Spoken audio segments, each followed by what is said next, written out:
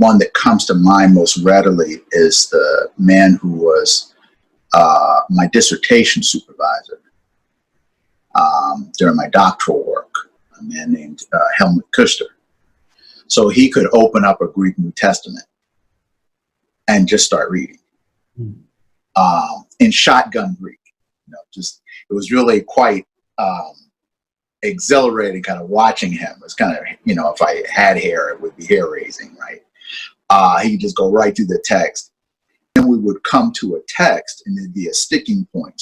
So he would open up his Greek New Testament, and he'd just look at it and start reading the text, and he would just go and make observations as he went along. He just made observations as he went along. It was really extraordinary, and it was a kind of show-stopping way of, what unpretentiously, in this case, that's just what he did.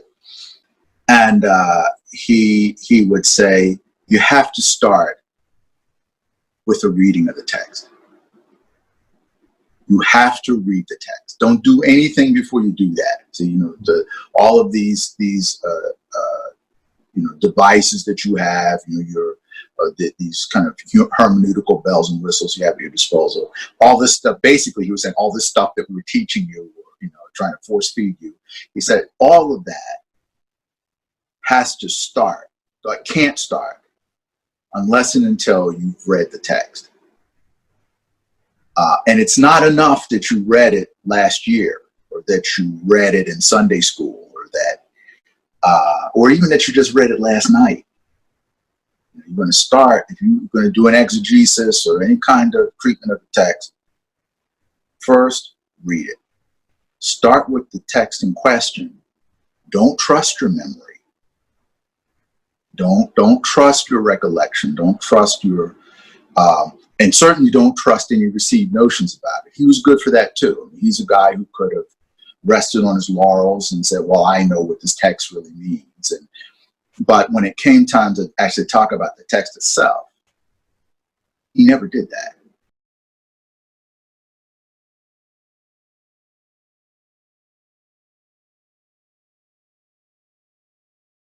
And as I recall a detail from about 30 years ago in my own reading, I think Schweitzer was struck by the apocalyptic significance of Matthew 10 and 11 at age 19 while reading a Greek New Testament under a tree during military maneuvers while he was doing his compulsory military service. So at 19, he's sitting there with a Greek New Testament, finds the key. And let me now tell you in what way he felt Matthew 10 and 11 were the key to seeing that Jesus operated with this kind of scenario in his mind. With Matthew 10:23, where Jesus says, truly I say unto you, you will not have gone through all the towns of Israel before the Son of Man comes. The Son of Man will arrive before you even complete this mission that you are being sent out on in the midst of Jesus' ministry. The coming Son of Man motif will be crucially important to Schweitzer. This is just one instance of it.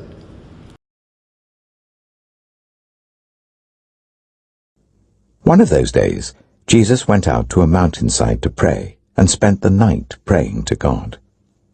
When morning came, he called his disciples to him and chose 12 of them, whom he also designated apostles. Simon, whom he named Peter, his brother Andrew, James, John, Philip, Bartholomew, Matthew, Thomas, James son of Alphaeus, Simon who was called the Zealot, Judas son of James, and Judas Iscariot. He went down with them and stood on a level place. A large crowd of his disciples was there, and a great number of people from all over Judea, from Jerusalem, and from the coastal region around Tyre and Sidon. Looking at his disciples, he said, Blessed are you who are poor, for yours is the kingdom of God.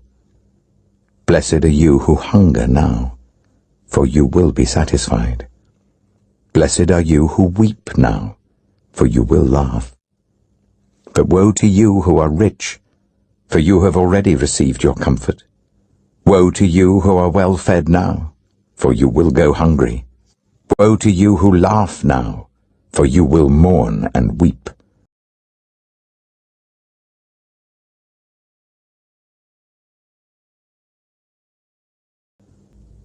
A dispute also arose among them, as to which of them was considered to be greatest. Jesus said to them, "The kings of the Gentiles lord it over them, and those who exercise authority over them call themselves benefactors. But you are not to be like that. You are those who have stood by me in my trials, and I confer on you a kingdom, just as my Father conferred one on me, so that you may eat and drink at my table in my kingdom, and sit on thrones, judging the 12 tribes of Israel." He said to them, "But now, if you have a purse, take it, and also a bag. And if you don't have a sword, sell your cloak and buy one. It is written, 'And he was numbered with the transgressors.' And I tell you that this must be fulfilled in me. Yes, what is written about me is reaching its fulfillment." The disciples said, "See, Lord, here are 2 swords." "That's enough," he replied. Jesus went out as usual to the Mount of Olives, and his disciples followed him. On reaching the place, he said to them, "Pray that you will not fall into temptation."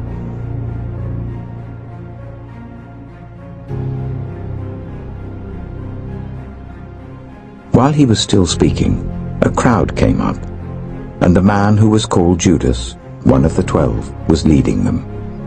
He approached Jesus to kiss him, but Jesus asked him, "Judas, are you betraying the Son of Man with a kiss?"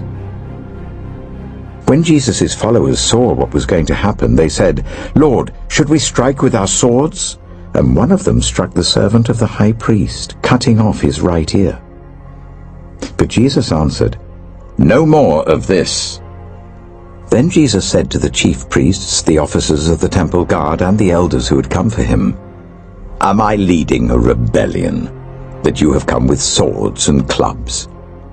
Every day I was with you in the temple courts, and you did not lay a hand on me. But this is your hour, when darkness reigns." Then, seizing him, they led him away and took him into the house of the high priest. Then the whole assembly rose and led him off to Pilate. And they began to accuse him, saying, "We have found this man subverting our nation. He opposes payment of taxes to Caesar and claims to be Messiah, a king." So Pilate asked Jesus, "Are you the king of the Jews?" "You have said so," Jesus replied.